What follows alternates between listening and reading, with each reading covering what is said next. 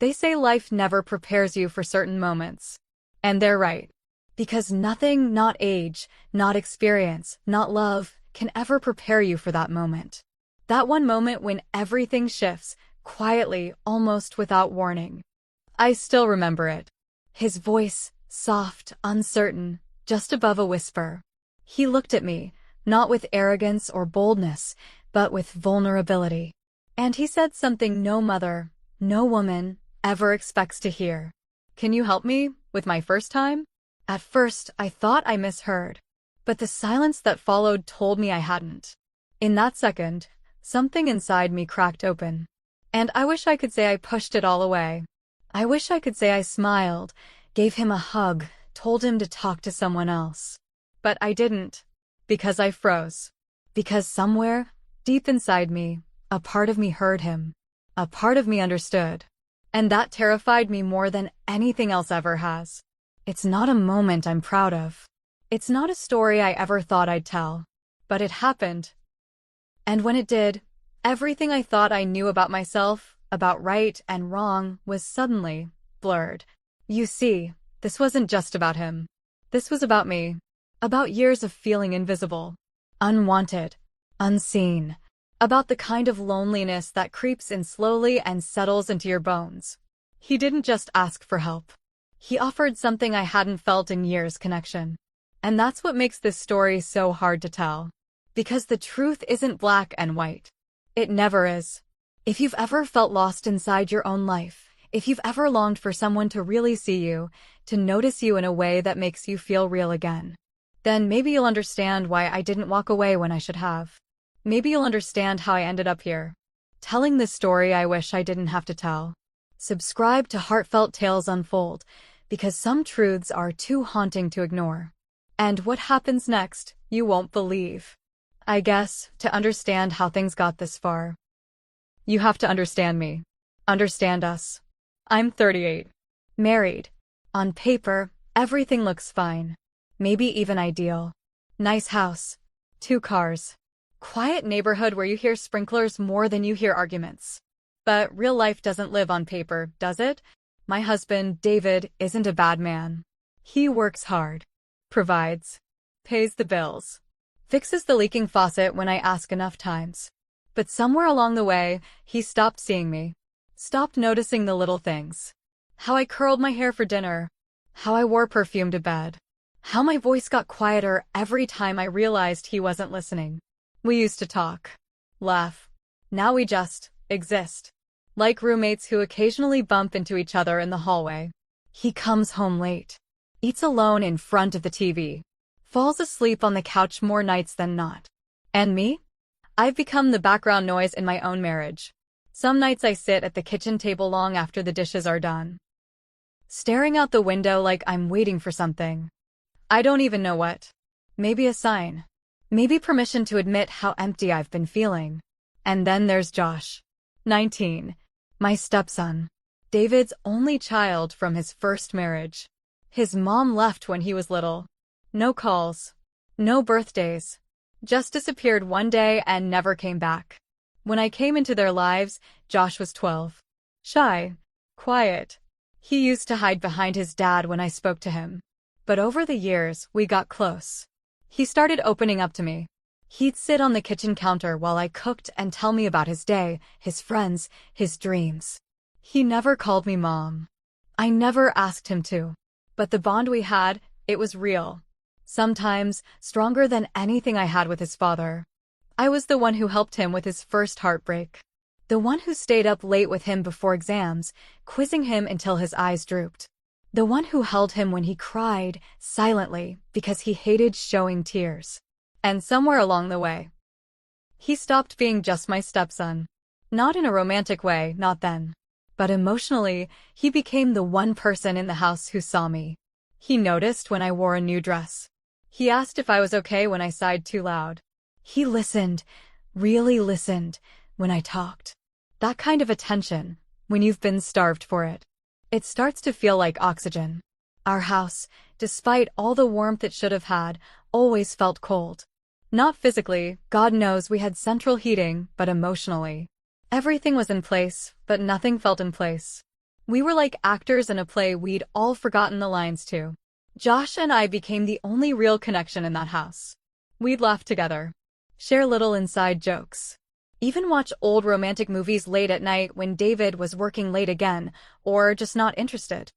I'd pour us tea, and we'd sit on opposite ends of the couch, quoting lines from the movie like we were in on some secret the rest of the world didn't know. But there were moments. Brief, fleeting moments where something shifted. He'd look at me a little too long. Or I'd feel a flutter I didn't want to acknowledge. It was subtle. Too subtle to call out, but real enough that I noticed. And then came that night. We'd just finished watching a film, I don't even remember which one. Something romantic and bittersweet, the kind that makes you ache a little when it ends. I stood up to clear our mugs, and as I turned to say goodnight, Josh paused. He looked at me, not the way a stepson looks at a stepmother. There was something softer in his gaze, deeper. He opened his mouth like he was about to say something, then stopped. His eyes held mine for just a second too long. And then he whispered, "Good night," and turned away. But I stood there, frozen. Because in that pause, in that tiny hesitation, something unspoken passed between us. I felt it. And I know, he did too. It wasn't just a glance. It was a crack in the wall we'd both been pretending didn't exist. And once something cracks, it never quite fits the same way again. It was a Wednesday night. Quiet, like most nights in our house. David had already gone to bed, early as usual, claiming he had a long day ahead. I stayed up, just like I always did, sipping lukewarm tea and letting the silence settle around me like a heavy blanket. I didn't hear Josh come downstairs at first. But then I noticed the soft creak of the stairs, the cautious rhythm of footsteps trying not to wake anyone. He walked into the kitchen, barefoot, wearing one of those oversized hoodies that made him look younger than he was. There was something in his face, not sadness, not exactly. More like hesitation, like something was sitting on his chest and he didn't know how to say it out loud. "Can we talk?" he asked. Just that. Simple words. But something in his tone made me put my mug down. "Of course," I said, trying to keep my voice even. We sat at the kitchen table. The same one where I'd packed his school lunches, helped him with homework, listened to stories about teachers and friends and heartbreaks. But tonight, the air between us was different. He was quiet at first, fidgeted with the string of his hoodie, looked at his hands a lot. Then, finally, he spoke. "I think I'm ready," he said. I looked at him, unsure what he meant. Ready for... He didn't look up when he said it. To be with someone. You know, my first time, there was this moment where everything in me tensed. Not because I was shocked, not entirely. He was 19. It made sense. But because of how he said it. Who he was saying it to. I took a breath, trying to shake off the sudden tightness in my chest. I nodded slowly, offering the safest response I could find. "Well, that's a big step. Are you nervous?" He let out a small laugh. Not a happy one. One of those soft, embarrassed sounds you make when you're trying to hide how scared you are. "I don't want to mess it up. I don't know what I'm doing. And I'm scared of being laughed at. Or disappointing someone." My heart squeezed a little at that. Not because of what he said, but because I could feel how much it mattered to him. That need to feel worthy. Wanted. Capable. I smiled gently, trying to ease the tension. "Everyone feels that way the first time," I said. "It's normal. You don't have to rush it. The right person will understand." He looked at me then. Really looked. "That's the thing," he said. "I don't trust just anyone to understand. I trust you." I didn't know what to say. My mouth opened, but no words came out. Because his eyes weren't just pleading for advice. They were searching mine for something more. "You've always understood me," he said, quieter now. "More than anyone ever has. You've always been there. Always made me feel safe." I laughed nervously, trying to brush it off. "Well, I've had a lot of practice taking care of you." But my voice didn't land right. Even I could hear it. How thin it sounded. How uncertain. There was a long pause. Not uncomfortable, but heavy. Like we both knew something had shifted, but neither of us wanted to name it. Then, without thinking, I reached out. Placed my hand on his shoulder. A simple gesture. one I'd done 100 times before. But this time, I didn't pull away. His skin was warm. His eyes dropped to where my hand rested on him, then lifted back to mine. Something passed between us. Unspoken, uninvited, but undeniable. I let my hand linger a second too long. Just one heartbeat more than I should have. And that second, that heartbeat was enough. Enough to let the thought form. Enough to plant the seed. I took my hand back quickly, clearing my throat. "Well," I said, forcing a smile, "you'll figure it out. You're thoughtful. You care. That's more than most people have going for them." He didn't argue. Just nodded, still watching me. Still, waiting maybe. Eventually, he stood. Said goodnight. Walked back up the stairs. And I sat there, frozen. The silence around me louder than it had been all night. Because in that brief conversation, everything changed. It wasn't about advice. It wasn't even about sex. It was about something deeper. A longing, a trust, a hunger for connection, for closeness, that we both recognized. And once that hunger surfaces, once you look someone in the eye and realize they see you, really see you, it's almost impossible to unfeel it. I wish I could say that was the end of it, that I brushed it off and moved on. But the truth is, that was just the beginning. After that night, something changed inside me. I tried to pretend it hadn't. I tried to wake up the next morning like everything was the same. Like his words hadn't echoed in my mind all night. "I trust you. You're the only one who's ever really understood me." But I couldn't stop hearing them. Over and over. Like a quiet drumbeat under every moment of my day. What was he really asking? Was it just guidance, reassurance? Or was there something deeper beneath his voice, beneath his eyes, beneath the way he lingered that night? I told myself not to read into it. That I was just lonely. That my own emotional hunger was making me imagine things that weren't there. But then, why did my chest tighten every time I heard his footsteps on the stairs? Why did I start listening more closely to the sound of his laughter, watching for the way he looked at me when he thought I wasn't paying attention? I didn't want to feel anything. God knows, I didn't plan to. But it's like my body remembered something my heart had forgotten, what it feels like to be seen, to be wanted, even if it's only imagined. And that terrified me. I started seeing memories differently. Moments with David, my husband, that I used to excuse, now they came back sharper, colder. I'd crawl into bed some nights, wearing lingerie I hadn't put on in months. He wouldn't even look up from his phone. No kiss. No touch. Just silence and scrolling and sleep. Other nights, I'd reach for him. And he'd shift away, mumbling something about being tired. Every rejection was like a pinprick to the heart. Small, but constant. And together, they made me numb. How do you stay whole in a relationship that slowly chips away at who you are? I started remembering the last time he touched me with intention, not out of habit, not just routine, but with that hunger I used to crave. I couldn't even remember when that was. But Josh looked at me like I still mattered. Like I still had softness. Like I still glowed. I kept trying to draw a line in my mind. To tell myself, he's just a boy, he needs guidance. You're supposed to protect him, not confuse him. But then came the countervoice. The quiet whisper that lives in the corners of your soul when you're aching for something. He's not a child anymore. He's 19. A man, technically. You've watched him grow. You've shaped who he's become. Maybe. This is just about helping. About closeness. Nothing more. I told myself it was motherly affection. But it didn't feel like that anymore, not completely. And that's when the guilt started to creep in. Slowly, quietly, like a shadow that followed me through the house. I'd catch myself watching him from the kitchen doorway. The way his back curved as he leaned over the table, writing. The way he ruffled his hair when he was frustrated. The way he smiled, open, honest, like the world hadn't closed him up yet. And I'd feel it, this pull. Not just physical. No, it was deeper than that.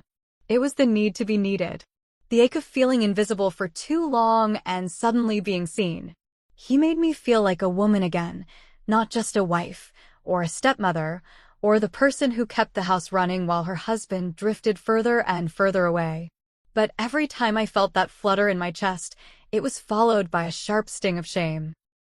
Because what kind of woman looks at her stepson and feels that? What kind of woman starts to confuse comfort with desire? I told myself it would pass. That I was just going through something, a phase. That all I needed was some time, some space. But the truth was, I didn't want space. I wanted the warmth I felt in his presence. The quiet excitement that came with every shared glance, every unspoken word. The sense that I mattered to someone. That I was wanted again. And that made everything so much more dangerous. Because I wasn't just fighting what I felt for him. I was fighting what I hadn't felt in years. And the more I tried to push it down, the more it clawed its way back up.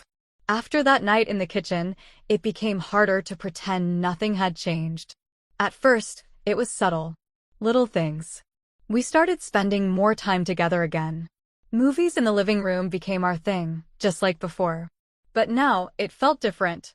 Charged. He'd sit a little closer. Our knees would brush sometimes, and neither of us would move away. His arm would rest on the back of the couch, and though it didn't touch me, I felt it. Like the space between us was vibrating. And I let it happen. I told myself it was harmless. That I was imagining things.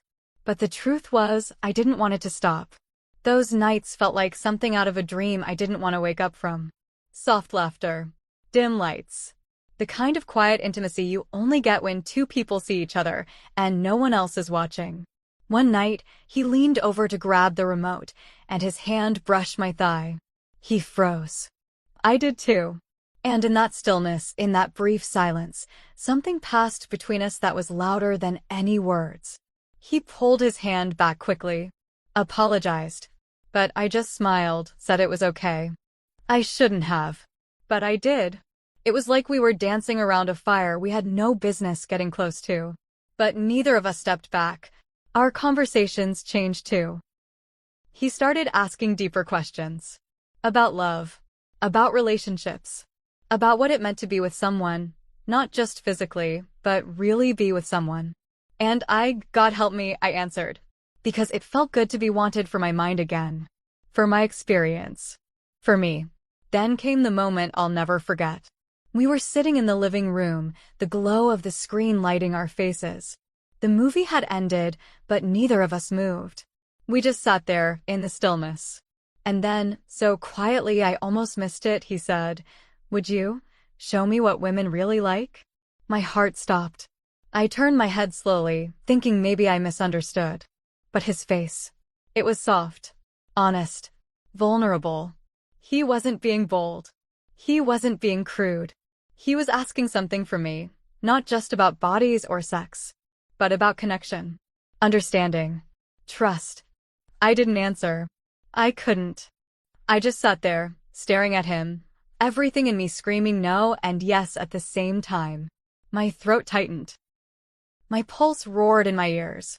And all I could think was, what I did next still keeps me awake at night. I don't know how long we sat like that. Minutes? Hours? Time felt suspended, like the world outside had disappeared. Eventually, I whispered, "This can't happen." But my voice didn't carry weight.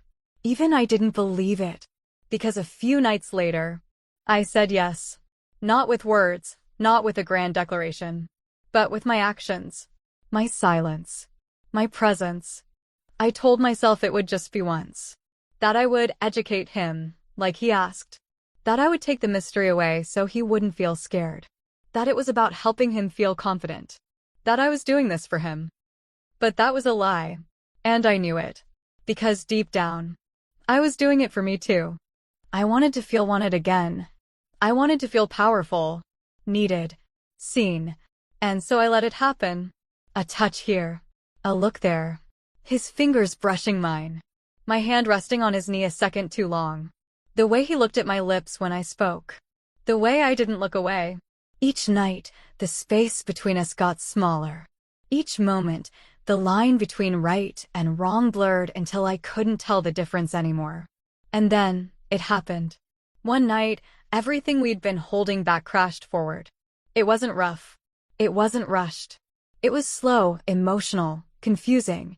He looked at me like I was the center of his world. And for a moment, I let myself believe I was. But the second it was over, everything changed. The air felt heavy. My skin felt too tight. The weight of what we'd done settled on my chest like a stone. He tried to speak. I shook my head. I couldn't bear to hear his voice. Because I didn't even know who I was anymore. This wasn't a romantic movie. This wasn't some secret fantasy come true. This was real. And it was wrong. But the worst part? I didn't regret it. And that terrified me more than anything else ever had. Because once you've crossed a line that should have never been touched, there's no way to go back to who you were before. It was raining that night. Not a storm, not dramatic. Just that quiet, steady kind of rain that taps against the windows and makes everything feel softer, sadder. The kind of night where the world feels still, like it's holding its breath. David had gone out of town for a work trip. He didn't kiss me goodbye. Didn't even say when he'd be back. I should have felt relief. But instead, I felt something else. A strange, heavy stillness in my chest. Like the ground underneath me had started to tilt. Josh stayed home that evening. Said he wasn't feeling well. We barely spoke during the day. Just passed each other quietly, like something unspoken was keeping our words locked inside. By evening, we both ended up in the living room. Not planned. Not coordinated. Just there. He was already sitting on the couch when I walked in. There was no movie playing this time. No tea, no snacks. Just the sound of rain and the low hum of silence. I sat down beside him closer than usual. And for a while, we just sat like that. No words. Just breathing. Then he looked at me. Not glanced. Not peeked. He looked into me. And I knew. I knew what was about to happen. And I didn't stop it. His hand found mine first. Warm.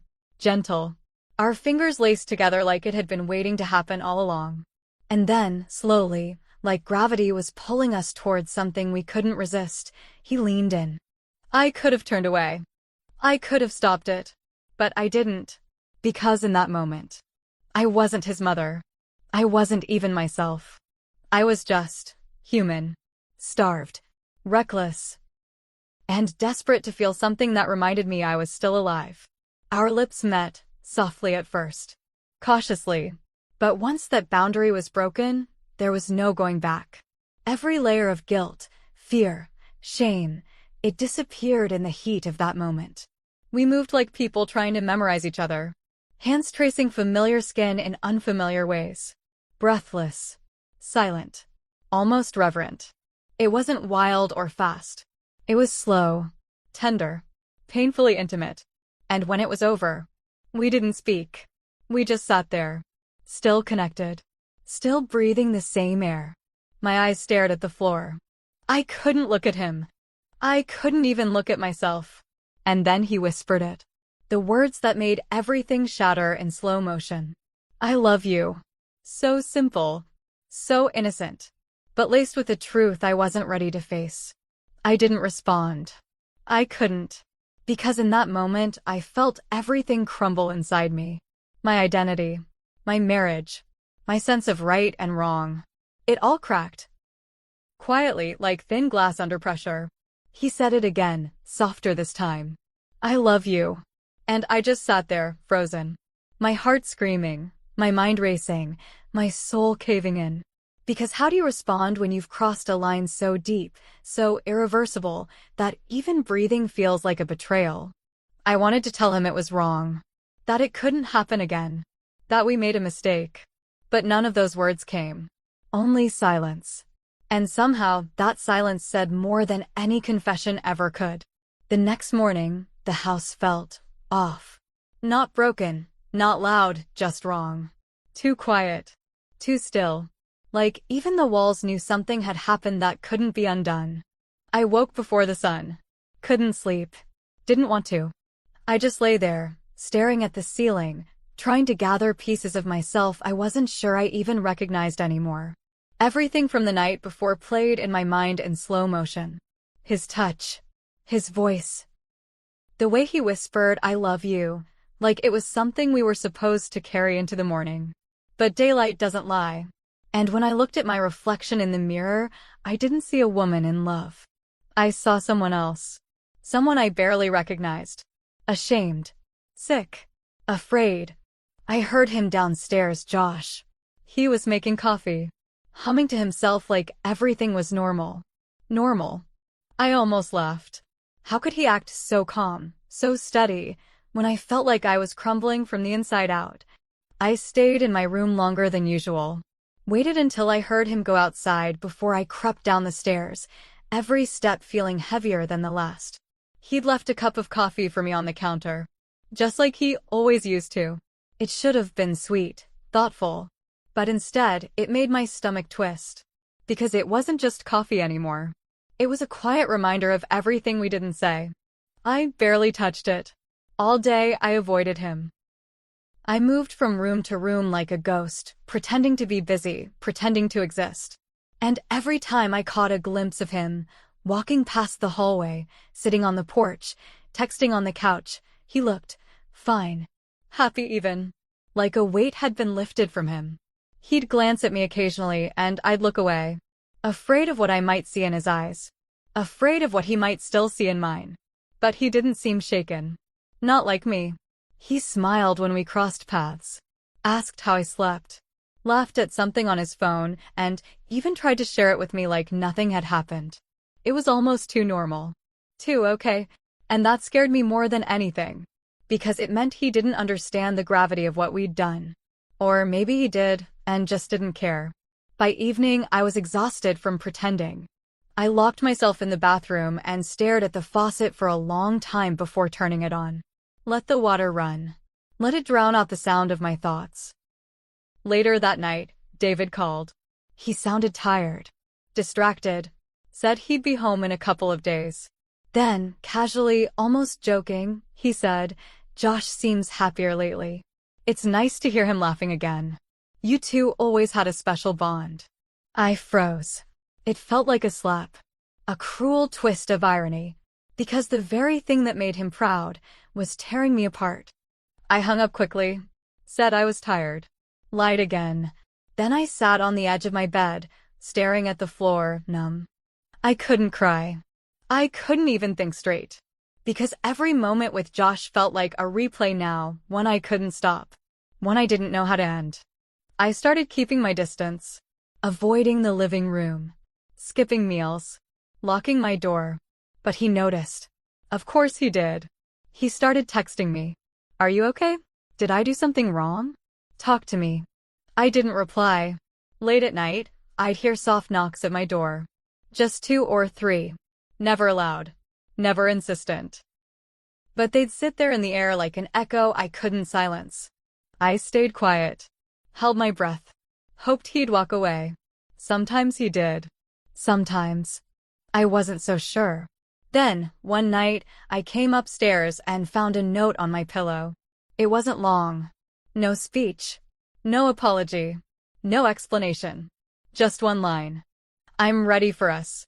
And my heart dropped, because I realized in that moment, he thought this was just the beginning. And I knew I was in deeper than I'd ever imagined. I didn't sleep that night. The note sat on my nightstand like a ghost. 5 words. 5 little words that felt heavier than anything I'd ever carried. "I'm ready for us." I must have read it a dozen times. My fingers trembling, my breath shallow, my heart doing this erratic dance between panic and ache.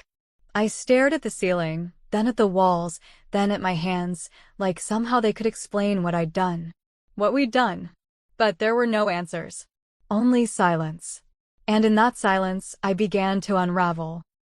It hit me then, all at once, like a wave I hadn't seen coming even though I'd been standing in the tide for days.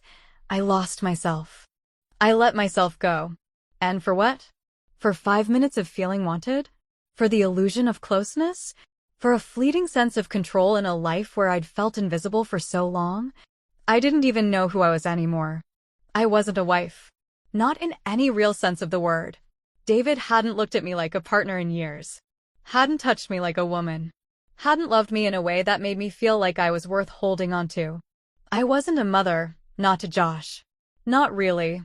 So what was I? What had I become? I thought back to that night. To how it all began. To the way his voice trembled when he asked for help.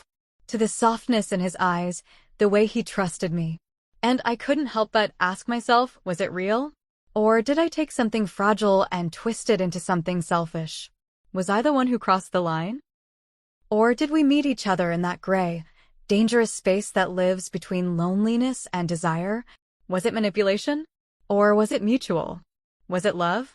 Or was it trauma, dressed up in longing and desperation? And which was worse? I stood in front of the mirror, gripping the edges of the sink like it might anchor me. The woman staring back at me wasn't one I recognized. Her eyes were tired, her mouth tight, her skin dull, like the light had drained out of her. And I whispered, barely, like it might shatter the air, who have I become? Because this wasn't just about him anymore. It wasn't even about David or our failing marriage. This was about me, my choices, my silence, my weakness. And yet, underneath the shame, the guilt, the self-loathing, there was something else. Something I didn't want to admit. A part of me didn't want to let it go. That part of me, small, defiant, broken, still remembered how it felt to be seen, to be needed, to be touched like I mattered. And that terrified me more than anything. I started thinking about leaving, packing a bag, walking out the front door and not looking back. But where would I go? What would I say?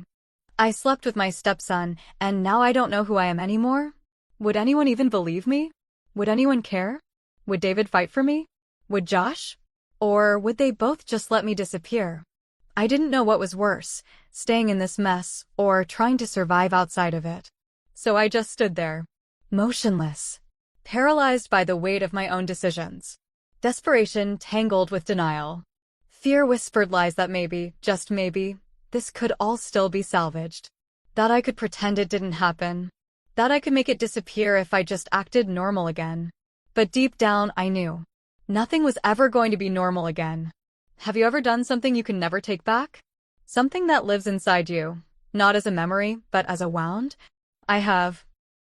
And it doesn't matter how many times I replay it, or how many ways I try to justify it. It happened, and now I have to live with it. But what I don't know is if I'm the only one. If this kind of mistake, this kind of need, this kind of line crossing, if it's something others have felt too. I need to know. Am I the only one? Have you ever felt so unseen, so hollow? That when someone finally looked at you like you mattered, you reached back. Even when you knew you shouldn't. If you've ever been there, even once, tell me in the comments. Even if it's anonymous. Even if all you can say is, I understand. That's enough. Because sometimes the heaviest part of all this is feeling like no one else could possibly get it. And if this story moved you, if it made you pause, made you reflect, made you feel something you didn't expect to feel, please like this video. And subscribe to Heartfelt Tales Unfold. There are more stories coming. More raw. More honest. More real than I ever thought I'd have the courage to tell. You won't want to miss what's next. Sometimes the people who seek our guidance, they don't need our love. They need our boundaries. They need our clarity, our strength, our distance. And sometimes, when we ignore that, when we choose to give them what we think they want instead of what they truly need, we don't just hurt them. We hurt ourselves in ways that never fully heal. We cross a line. And once it's crossed, there's no going back. Only the silence we carry forever. I still see him sometimes. Out in the yard, headphones in, laughing at something on his phone. He looks lighter now, freer. And sometimes, I wonder if he even thinks about that night anymore. If he's buried it like I have. Or if it shaped him in a way he'll never talk about. Maybe he's moved on. Maybe I never left him at all. But I stand by the window and watch him laugh. And I feel the distance between us like a wall I built with my own hands. A single tear slips down my cheek. And I let it fall. Because it's the only truth I have left.